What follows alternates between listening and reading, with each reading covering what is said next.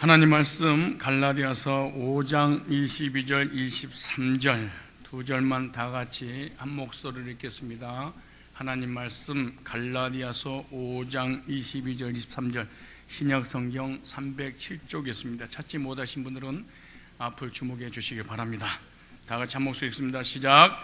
오직 성령의 열매는 사랑과 희락과 화평과 오래 참음과 자비와 양선과 충성과 온유와 절제니 이 같은 것을 금지할 법이 없느니라. 아멘. 성령의 여섯 번째 충성의 열매라는 제목으로 말씀을 증거할 때 말씀을 통하여 큰 은혜 받는 시간이 되시기를 바랍니다. 충성의 열매를 맺읍시다. 시작.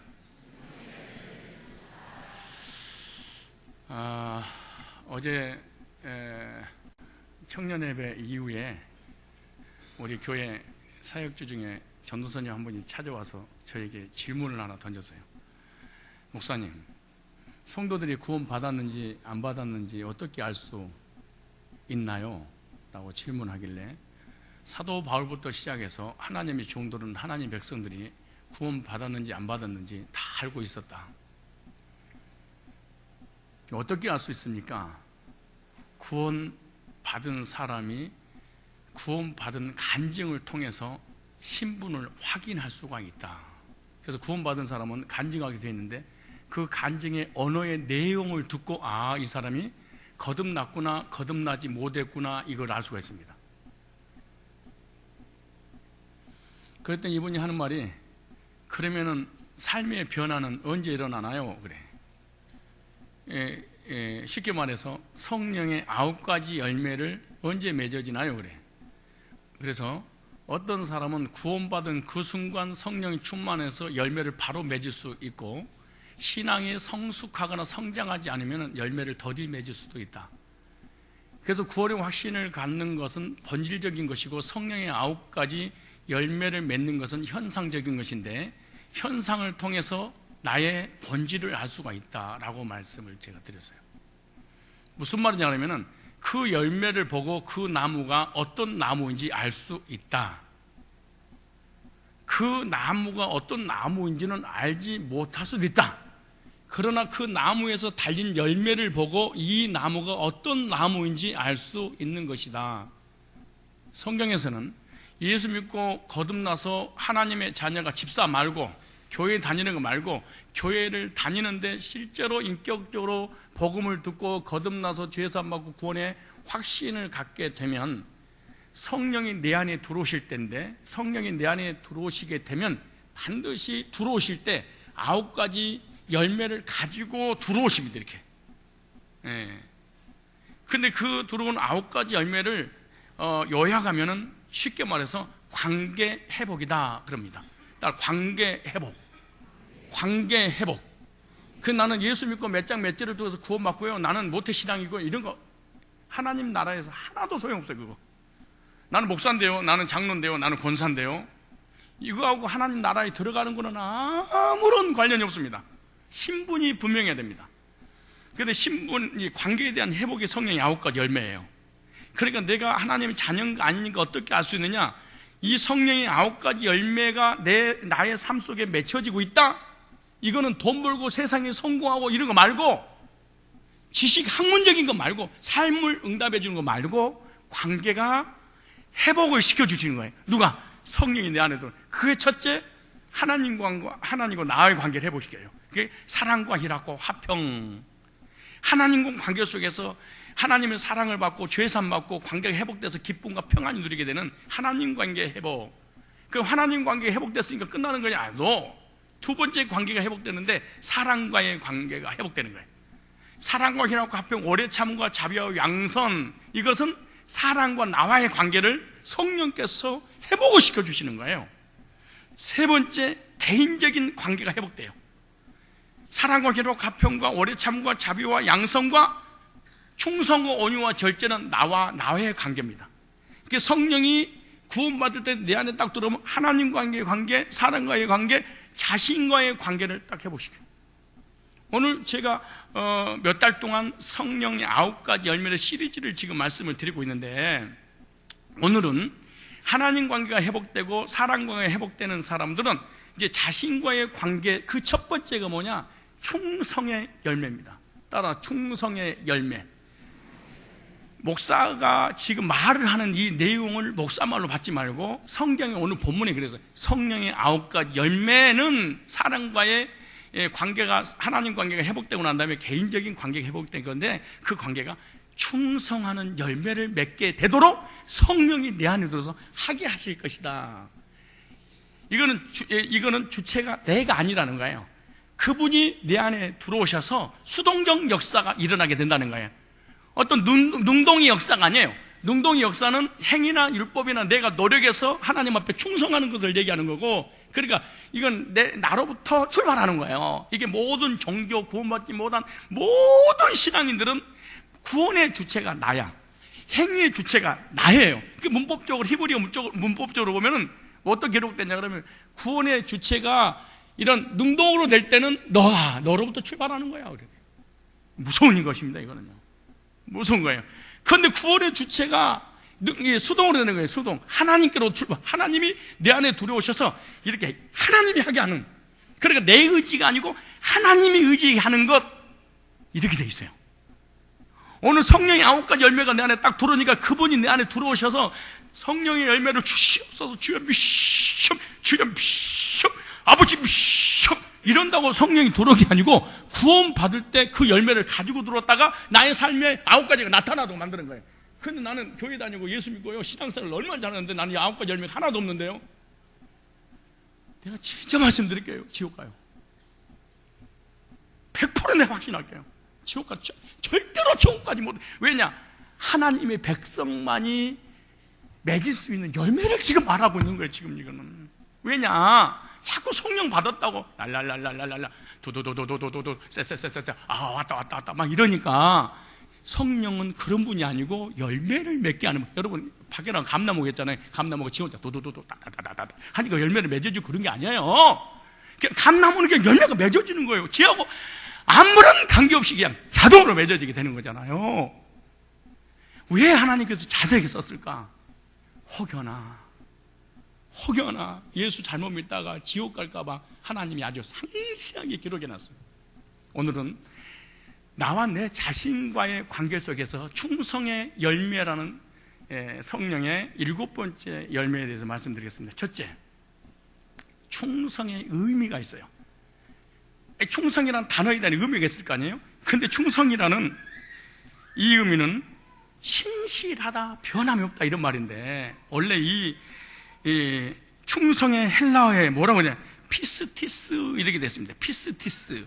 이 피스티스라는 이 단어는 무슨 의미를 가지고 있냐? 첫째, 하나님을 향한 확고한 믿음과 확신.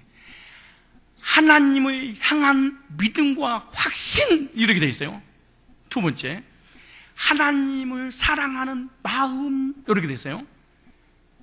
하나님을 사랑하는데 변함없이 사랑하게 될 거야, 이렇게 돼 있어요. 세 번째, 하나님께서 주신 사명을 변함없이 감당하는 것, 이게 피스티스로 돼 있어요. 그러니까 다시 말해서 내가 구원받은 순간 하나님을 향한 절대적인 믿음과 확신이 있다는 거예요. 두 번째로, 하나님께 대한 변치 않는 사랑. 아니, 노래도 있잖아요. 그대여 변치 마오, 그대여 변치 마오. 막 변치 않는 사랑이 있어요. 구원 딱 받으면 이건 내 힘으로 되는 게 아니야, 성령님으로. 세 번째, 구원받을 때 나에게 너 이 땅에서 어떻게 살아야 된다, 그리고 사명을 주셨어. 그 사명에 대한 변함없이 감당하는 것, 이거 갖다가 충성 피스티스라는 단어 썼어. 복음을 듣고 성령으로 구원의 확신을 가지면 성령의 충성의 열매를 맺게 되는데, 하나님을 향한 확고한 믿음과 확신, 하나님을 향한 사랑, 하나님께 주신 사명을 변함없이 감당한다, 거듭날 때 성령이 내 안에 들어와서 피스티스로 역사한다는 거예요. 그래서 성령 충만해서 구원의 감격이 있는 만큼 충성할 수 있다. 그러니까 누가 성령이 충만하냐, 하나님을 충만하냐, 구원의 성령 충만하다 말은 구원의 확신이 충만하다 그 말이에요. 성령 충만과, 근데 이게요, 한국에 이게 참 신비주의가 이 성도들 배려놨는데, 성령 충만하다는 말은 주여 아버지하고 금식 40일을 막 하고 막 도도도도도도도도 랄랄랄랄라가 기절하고 이런 게 성령 충만이 아니고, 본문의 성경의 원뜻은요, 성령 충만하면 구원의 확신이 충만할 것이다 그렇게 나와요.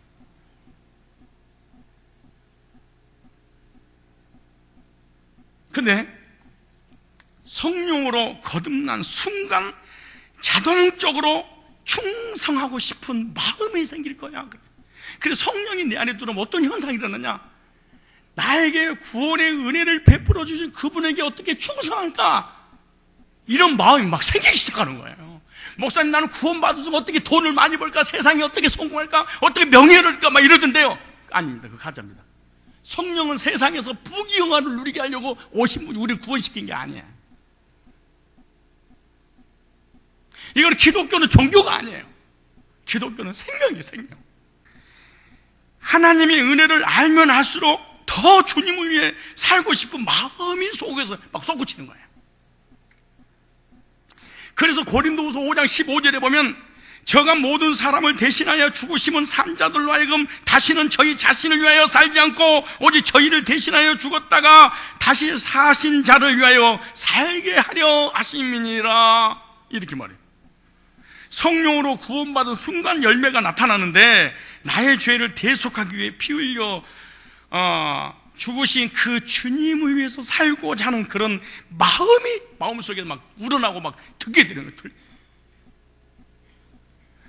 그런데 행위나 율법으로 자유를 얻었다면 내 멋대로 살아요. 이게 중요한 말이에요. 그러니까 복음으로 성령으로 거듭나지 않고 내가 예수를 믿어줘서, 내가 주님을 확 잡아가지고 어떤 율법의 행위, 내 노력에 의해서 믿음을 갖고 노력에 의해서 하나님의 자녀가 됐다고 하는 사람들은 반드시 하나님을 사랑하는 마음이 오기 때문에 내 멋대로 인생을, 세상 중심, 환경 중심, 자신 중심, 내 이기적인 욕망을 이루기 위해서 주님을 끌어들일 뿐이지 주님을 위해서는 하지 않습니다. 이게 성경이에요. 기독교는 종교가 아니에요. 기독교는 구지하고 선행을 베풀고 행하고 이런 게 기독교가 아니에요. 기독교는 관계를 회복시켜주는, 하나님과의 나와의 관계, 나와 내 자신과 관계, 나와 사람과의 관계를 회복시키는 일이 기독교.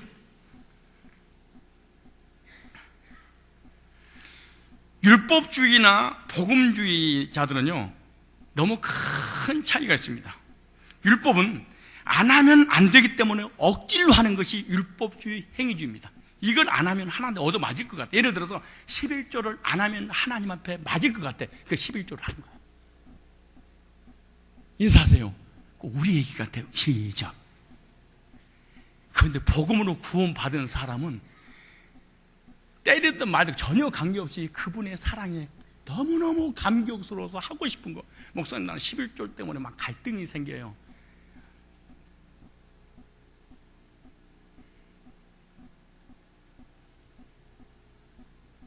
주님의 백성이 아닙니다.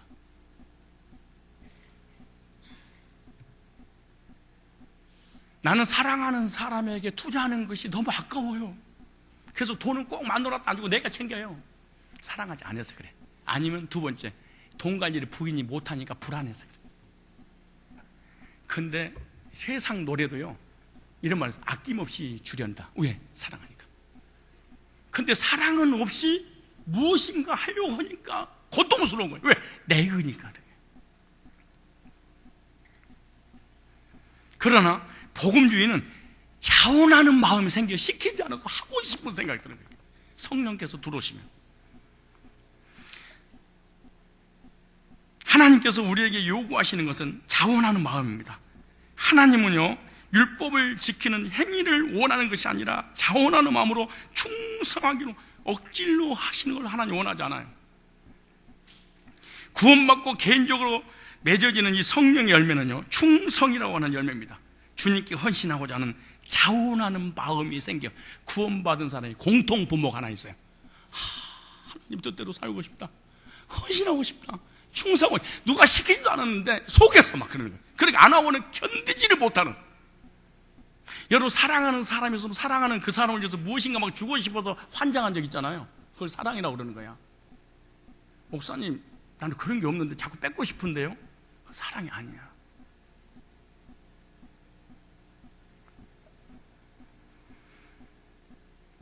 그런데 구원받은 사람이 하나님께 충성을 하지 않으면 구원의 기쁨, 구원의 감격을 잃어버려요. 구원받았다 할지라도. 그러니까 껍데기만 교회 다니는 것이지 본질이 들어오는 건 아니야. 충성하지 않는 사람이. 교회 종교적인 열심 때문에 성산교회를 다니는 것이지 그분을 만나서 그분과 교제하고 그분이 좋아서 그분의 뜻대로 살고 이런 게 아니에요. 너무 오랫동안 우리는 교회라고 하는 습관에 젖어버린 거예요. 그냥 이러니까 교회 가야 되고. 아주 좋은 거예요. 마음속에 구원의 확신과 감격이 충만할 때 충성하게 되는 건데, 누가 들어오셨다? 성령이 들어오셔서 하는, 이건 수동적인 역사다. 내게 아니다. 그러니까 이런 사람 특징이 뭐냐? 겸손하다. 자랑할 게 없어. 내 것이 아니니까. 그래서 로마서 14장 7절로 8절에 보면은 우리 가운데는 자기 자신을 위하여 사는 사람도 없고, 우리 가운데는 자기 자신, 그리고 구원받은 우리들 중에는 자기 자신을 위해 사는 사람이 없구나. 그래. 그건 우리는 적용할까요? 우리 가운데는 자기 자신을 위해 사는 자가 많고, 이렇게 해야 되겠죠.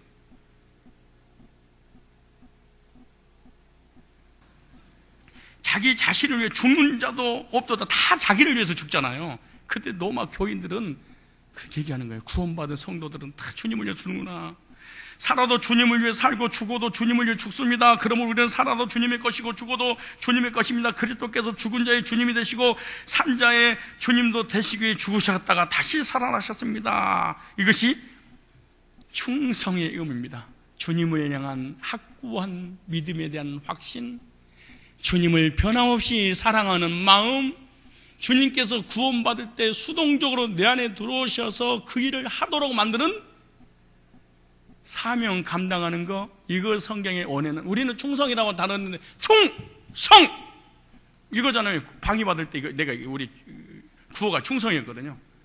근데 성경에서 충성한다고 그렇게 했더니 나라의 의무를 최선을 다하는 거예요. 언제까지? 3년 동안 어떻게 하다 뺑뺑이 돌리더라도. 근데 그냥 우리는 하는 거예요. 그냥. 왜 신앙이 흔들리느냐? 충성의 문제가 와서 그런 거예요. 성령의 열매로 충성한 게 아니야. 내 의지로. 두 번째, 충성된 일꾼의 특징이 있습니다. 오늘 충성의 의미를 얘기했잖아요. 근데 충성된 사람은 특징, 이거는 교회로 적용하지 말고요. 여러분 가정과 직장과 산업, 일하는 모든 것도 주인에게 충성한 사람들 특징이 다 있어요. 어떤 특징이 있냐? 첫째, 충성된 일꾼의 특징은요, 확실한 사명감이 있어요. 고린도전서 4장 1절 2절에 보면 사람이 마땅히 우리를 그리스도 일꾼이요 하나님의 비밀을 맡은 자로 여길지어다. 그리고 맡은 자에게 구할 것은 충성이니라. 하나님의 비밀을, 복음을, 말씀을 맡았니 변함없이 충성하는 것이니라. 전도사들한테 너 주의종의 사명이 아니야. 너 그만둬. 근데 목사님 그만두라 했다 그만둬버리고, 이거는 하나님께 받은 사명이 아니야. 돈 버는 문제, 가정의 문제, 직장의 문제, 물질의 문제 때문에 목회를 포기하고 신앙을 포기하고 하나님의 종으로 부름받았던 그 소명을 포기한다는 것은 이 사람은 처음부터 하나님이 부르는 사람이 아니야. 맡은 자에게 구할 것은 충성이니라. 바울은 자신을 그리스도의 일꾼이라고 확신했습니다. 그리스도에 의하여 일꾼이 되었다는 거예요. 그리스도를 위한 일꾼이다. 그리스도를 위한 일꾼이다. 나를 위한 일을 했는데 지금은 이제 주님을 위한 일꾼이다, 이렇게 말하는 거예요. 그래서 바울은요, 자신을 하나님의 비밀을 맡은 자라는 확신을 가졌습니다. 다른 사람이 알지 못하는 복음의 비밀을 맡았다. 자신의 사명이 복음의 일꾼으로 복음을 맡았다는 분명한 믿음과 확신과 이런 사명이 있었어요. 자신의 사명을 알지 못한 사람이 충성할 수 있느냐? 불가능하다. 그래서 구원받을 때 하나님께서 충성을 주시고, 충성 열매를 그 충성을 어떻게 하라는 것을, 내 정체성을 알 때 그 일을 생명 걸고 알 수 있다. 근데 하나님이 내게 주신 것이 뭔지를 몰라. 근데 어떻게 충성을 하겠어요? 한번 아니, 네가 나를 모르는데 내가 너를 알겠느냐? 나의 정체가 누군지 몰라. 하나님 나를 무슨 일을 시켰는지 몰라. 근데 어떻게 일을 할 수 있겠어요? 맡겨준 적이 없는데 무슨 일을, 피아노 좀 쳐주세요. 이게 이 피아노 치는 걸 목사님 치라고 그러고, 아닌가 두들길 거 아니에요. 근데 아무 일도 안 맡겼어. 뭘 두들길지 모르는 거야. 이리 갈까 저리 갈까 방황만 하는 거야. 여러분, 구원받을 때 하나님께서 혹시 맡겨준 거 있어요? 거듭날 때 돈 버는 거 말고, 세상 성공하는 거 말고, 하나님의 교회에서 하나님이 너는 꼭 이거 하다 죽어, 그리고 구원받을 때 어떻게 주신 게 있어요? 주신 게 있으면은 그 일에 미쳐서 다닐 거예요. 근데 이런 분명한 열매에 대한 확신이 성령으로 오지 않았기 때문에, 성령 하면 기절하고 넘어지고 자빠지고 막 입신하고 천국과 지옥 갔다 왔다고 막 미친년처럼 막 돌아다니는 게 있잖아요. 이게 성령 온 줄 알아. 이게 가정이 깨지고 공동체가 깨지고 사랑관이 깨지는데 성령이 오셨다는 거야. 그러니까 성령 오신 게 귀신이 온 거예요. 귀신은 관계를 깨, 성령 관계를 회복시킵니다.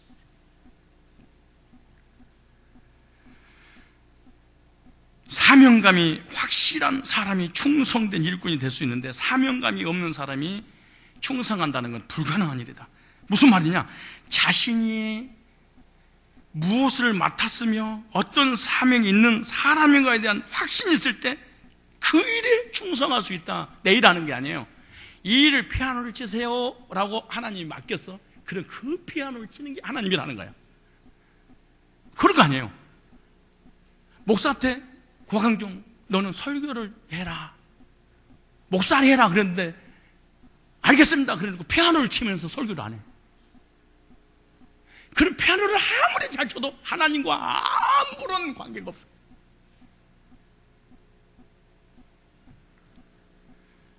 하나님이 구원받을 때 이거 하라고 주신 탤런트, 이거에 충성하는 것이 하나님 앞에 충성하는 거예요. 첫째, 충성된 일꾼의 특징이 뭐라? 하나님 주신 사명, 주신 일, 그 일을 감당한다. 두 번째, 충성된 일꾼의 특징은요, 희한한 일입니다. 성령이 내 안에 오셔서 딱 구원받고 나를 딱 거듭나게 만드는 순간요, 어떤 생각이 드냐? 나는 하나님께만 인정받을래, 이런 생각이 들어. 고린도전서 찾아봅시다. 고린도전서 4장 3절로 4절 보십시오. 자, 3절만 읽을 거예요. 너희에게나 다른 사람에게나 판단받는 것이 내게는 매우 작은 일이다. 나도 나를 판단치 아니하노니, 다른 사람이 사도 바울을 판단하는 것을 중하게 여기지 않았대. 사람이 나를 판단하는 것을 아주 작은 일로 여겼대. 우리 여러분 시험 들고 상처받고 삐지고 넘어지고 쓰러지고 사역하다 그만두고 막 이런 줄 아세요? 지치고 사람 앞에 인정받으려고 최선을 다했는데 목사가 나를 인정하지 않아, 사람들이 나를 인정하지 않아. 그러니까 때려쳐버리는 거예요. 그러면 처음부터 하나님께로 온 게 아니야. 이거는 하나님이 이게 온 게 아니에요. 이 사람은 사람에 의해서 신앙을 갖고 사람에 의해서 교회를 다니고 사람에 의해서 믿음을 가졌다는 얘기지, 하나님께 온 게. 근데 사도 바울은 구원 딱 받은 순간 사명을 주셨는데, 그 사명을 주신 그분께 인정받고 싶으면 되지, 사람들이 잘했냐 못했냐, 교회가 부흥되느냐 안 되느냐, 내 능력이 있느냐 없느냐, 뭐 믿음이 좋으냐, 이거 사람에게 판단받을 것을 나는 중하게 여기지 않는다. 나를 부르신 그분께만 나는 인정받으면 돼. 이런 교인들이 교회에 많이 있어야 될 텐데, 여당이든 야당이든 사람이 중요한 게 아니고 내가 이 나라를 세우는 그 일에 나는 국회의원이 됐어, 이러면 진짜 멋있는 나라가 될 텐데.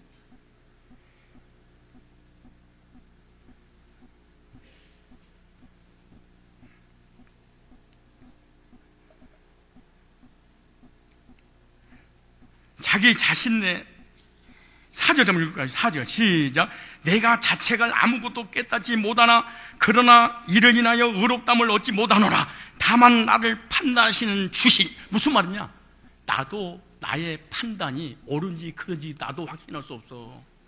내가 얼마나 잘해야만이 하나님께 인정받는 못 받는 내 기준은 불확실해. 나도 잘 모르겠어. 근데 내가 나를 판단해?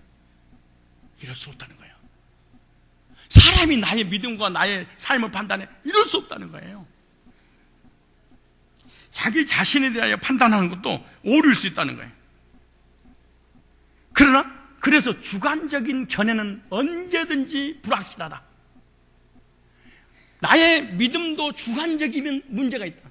나의 믿음의 평가는요, 언제든지 객관적이어야 됩니다. 하나님이 나를 뭐라고 하나, 저 사람이 나를 뭐라고 하나 할 때 내 믿음과 내 신앙과 나의 삶의 모든 것이 주관적이면 아주 위험합니다, 이 사람은.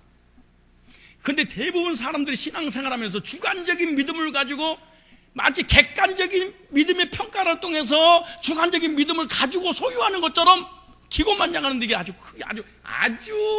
위험한 거예요. 인사하세요. 아주 위험한 거예요.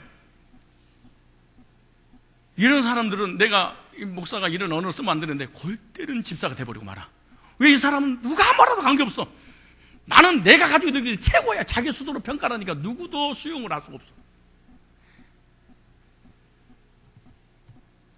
자기 믿음이 최고인 줄 알아. 그런데 주변에 아무도 사람이 없어. 신앙은 객관적인 평가에 의한 믿음이 세워져야 돼. 그게 사도 바울인 거예요.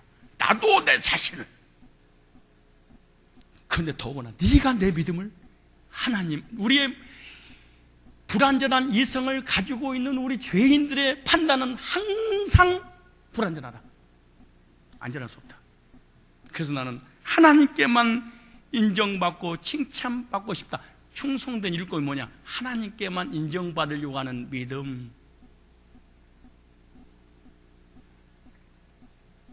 하나님의 판단이 가장 정확한 것입니다. 그러므로 하나님께 인정받는 것이 일꾼의 가장 중요한 것입니다.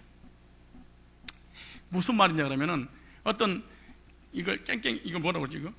박유환 어떤 그 선생님한테 몇 년 동안 이 박사학위 받을 때까지 배웠어요. 그리고 콩쿠르 때인가 뭐가 있잖아요. 그 음악회 그걸 이제 열고 앞에서 막 그러니까 막 끝나고 나니까 기립박수가 나오고 막 앵콜송이 나오고 막 박수를 치는 거야. 그런데 이 사람은 아무런 표정이 없어. 그대로 맨 처음 피아노 이걸 쳤던 모습 그대로 있어. 그러다가 관중을 보는 게 아니고요. 관중을 보는 게 아니야. 그 선생님이 3층에 앉아 있는데 3층에서 자기를 자기를 가리켰던 그분이 뭐라고 할까 3층을 쳐다보는 거예요. 그때 3층에 있는 자기 그 선생님이 이랬더니 두 손 들고 감사합니다. 10,000명, 20,000명이 우리 하는 기립박수를 쳐도 그거 괜찮다는 거야. 나를 가르친 선생한테 인정받고 싶었다는 거야. 이게 마찬가지예요. 목사를 하고 장로를 하고 헌금을 하고 헌신하고 충성을 하고 성가를 하고 피아노를 치고 깽깽이를 치고 드럼을 치고 전도를 하는데 목사가 나를 알아주지 않아도 사람들이 나를 무시해도 그분이 나를 뭐라고 하겠는가? 이게 충성도의 일꾼, 이게 성령의 열매 중에 하나가 하나님께 인정받으려고 하는 믿음. 그 말이 왜 상처받는데 교인들이 왜 교인들이 시험 들고 왜 교회 나갔다 들어갔다 하는데요? 사람에게 인정받고 싶은 거야. 그리고 그 틀렸다는 얘기는 아니야. 이렇게 하면 시험 들고 넘어지니까 하나님께만 인정받으면 안 되겠냐? 내가 보상해 줄게. 내가 상급 줄게. 이게 성령의 열매, 충성의 열매. 이런 충성이 있길 바랍니다. 충성된 일꾼의 특징 하나 더, 겸손함이 있습니다. 고린도전서 4장 6절 7절로 형제들아 내가 너희를 위하여 이 일에 나와 아볼로를 가지고 번호 보였으니 이는 너희로 하여금 기록한 말씀밖에 넘어가지 말라 한 것을 우리에게 배워서 서로 대적하여 교만한 마음 먹지 말게 하려 함이라. 누가 너를 구별하였느냐? 하나님의 일을 하는 일꾼들의 특징은요, 교만한 마음을 절대로 가져서 안 됩니다. 조금이라도 중한 직분을 맡게 되면 교만하게 돼. 예를 들어서 평신도가 장로가 되면 힘이 들어가 버려. 그때는 주인 의식을 가져야 되는 주인 노릇을 해버려. 왜? 직분이 없을 때는 그렇게 겸손하다가 직분을 딱 맡게 되면, 평신도 때 그렇게 겸손하다가 전도사의 직함을 주면, 평신도 때 그렇게 권사가 되면, 그렇게 겸손하다가 말씀 사역자로 훈련시켜서 말씀 전하러 가면 어깨에 힘이 들어가서 교만. 그래서 말씀 많이 하는 성도들 치고 겸손한 사람 한 명만 데려가 봐봐.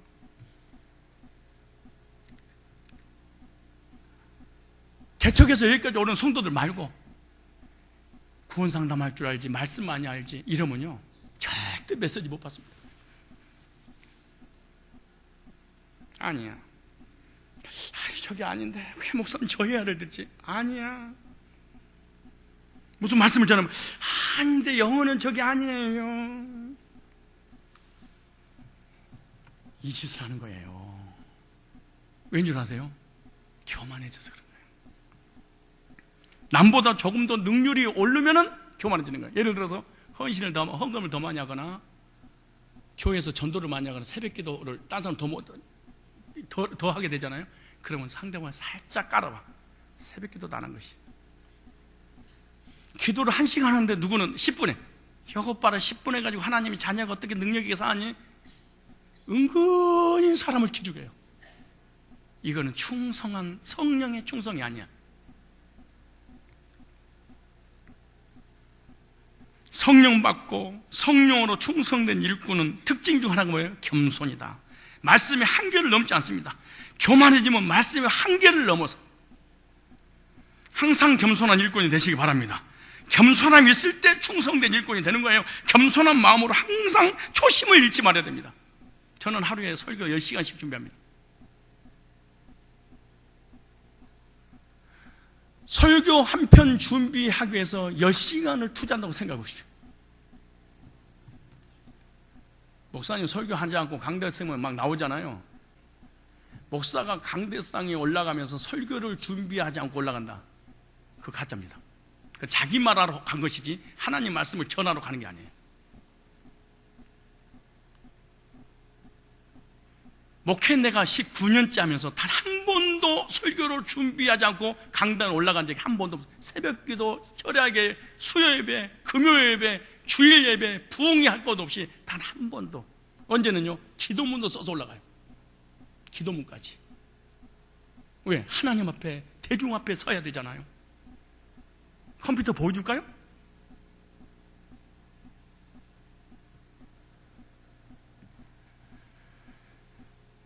충성된 일꾼은 특징이 있다고 말씀드렸습니다. 확실한 사명감 있는 사람이고 하나님이 중심의 사람이고 항상 겸손한 사람이다. 여러분요, 겸손이 두 가지가 있습니다. 하나님 앞에 겸손과 사람 앞에 겸손. 하나님 앞에 겸손한 것이 뭔지 알까요? 하나님의 말씀에 반응하는 것, 이게 하나님 앞에 겸손이에요. 말씀에 반응을 하지 못한다. 사람이 아니고 이 사람은 하나님 앞에 큰 죄를 짓고 있는 거예요. 그래 내가 잘난 척한다, 똑똑한 척, 이게 교만이 아니고 하나님 앞에 말씀 받지 못한 그 자체가 하나님에게는 무서운, 하나님은 교만이라는 거예요. 그 겸손이 뭐냐? 하나님이 말씀하시면 아멘, 아멘이 입술이 열리지 않으면 거기라도 하나님 앞에 겸손한 사람이구나. 그러니까 하나님께 주변을 복을 주는 거야. 주변을. 그러면 사람 앞에 겸손이 뭐냐? 이거라도 가지고 가세요. 사람이 저 사람 겸손하다 이 말 드려야 되잖아요. 무슨 말이냐? 다른 사람을 나보다 더 낮게 여기는 것, 이게 사람 앞에 겸손이에요. 모두면 당신 나보다 나아요. 교만이 뭐냐? 이까지 이것도 몰라?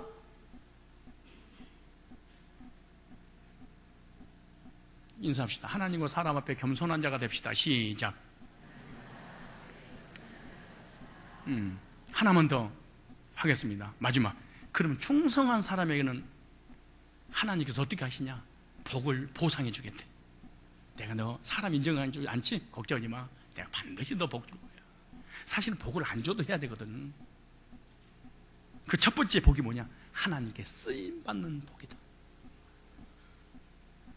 디모데후서 2장 2절에 보면 또 네가 많은 증인 앞에서 내게 들은 말을 충성된 사람에게 부탁하라. 목사님이 제자 훈련 누구한테 한 줄 아세요?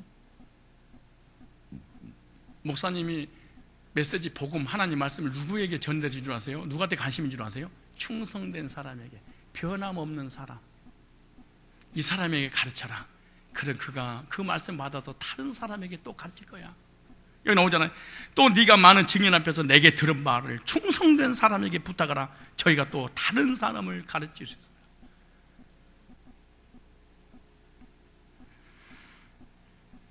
하나님께서는요, 충성된 자에게 사역을 맡기십니다. 하나님께서는 충성된 자를 통하여 일하십니다.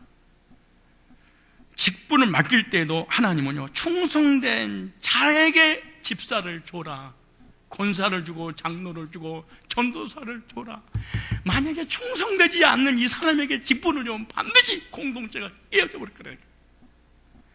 그 말씀이 디모데전서 3장 11절에 나온 얘기입니다.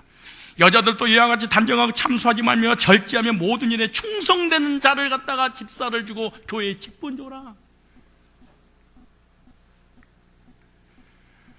쉽게 변하는 사람 절대로 맡기지 말라는 거예요. 변함없는 사람에게 일을 맡기면 변함없이 그 일을 하게 될 거라는 거예요. 충성된 자는 하나님 쓰십니다. 아브라함도 충성됨을 보고 택하셨다. 느헤미야 9장 8절에 그렇게 말합니다. 주의 사역의 가장 중요한 기준이 뭐냐? 충성이다. 하나님께서 그 충성됨을 보고 쓰실 것이다라는 쓰임받는 복. 쓰임받는 것은요, 실력이나 능력이 있지 않습니다. 충성된 성도가 쓰임받는 복을 받습니다. 충성되지 않으면 아무리 실력 있고 아무리 똑똑해, 만약에 피아노 전공을 해서 반주자야. 근데 피아노 한번 치면 성도들 오줌을 싸.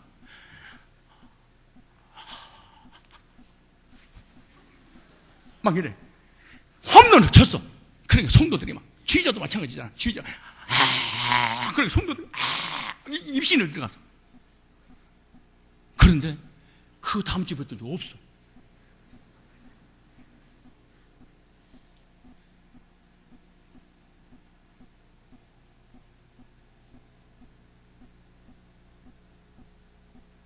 근데 실력은 전공도 안 해서 실력이 별로야.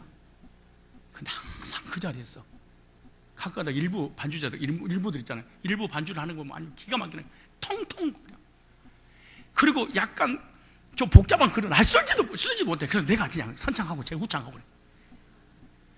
그래서 야, 그게 반주자 진짜 이게 내가 막 혼을 내. 10년 동안. 그래도 그 자리에 앉아 있어. 그래 계속 쓰임 받는 거야. 아하, 하나님이 쓰시는 사람은 똑똑하고 지혜가 있고 능력 있고 카리스마가 있고 믿음이 대단한 사람 쓰는 것이 아니구나. 변함없이 자리를 지키는 사람을 하나님이 택하셔서 쓰시는구나. 교인들 봐세요. 약간 똑똑하고 잘난 척하는 사람 치고 헌신하는 한 명만 데려가 봐봐. 그리고 교회에 헌신하서 뭐예요? 한물 간 사람들 알딸딸해. 그럼 알딸딸하고 한물 간 사람 누구냐? 성령 받은 사람들. 성령 받은 사람 보면요, 뭔가 한물 간 거, 이렇게 하세요? 네. 저렇게 하세요? 네. 무슨 목사한테 세뇌당했다고 그래. 인본주의들이 너 목사한테 너무 세뇌당한 거야. 그러니까 교회 깊이 빠지지 말라는 거요. 이래. 진짜 성령 받은 사람인 거 모르고. 두 번째, 충성된 자에게 상급을 주신다 약속했습니다. 계시록 2장 10절에 보면 충성된 자에게 생명의 멸류관을 내가 주리라. 그래서 상급의 기준은요, 충성도였습니다.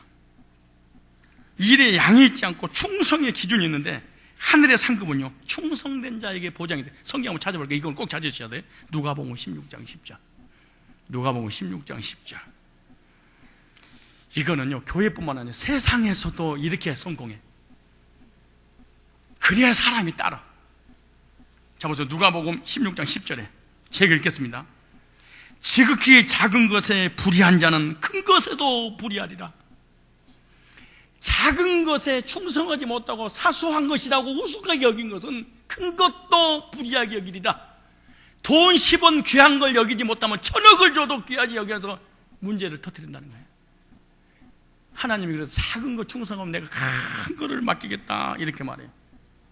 그래서 작은 일에 충성한 사람이 진짜 충성한 사람입니다.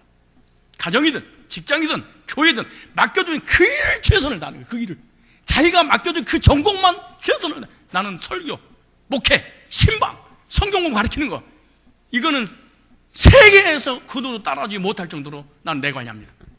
왜? 다른 걸 몰라. 고 목사, 너는 목회만 해.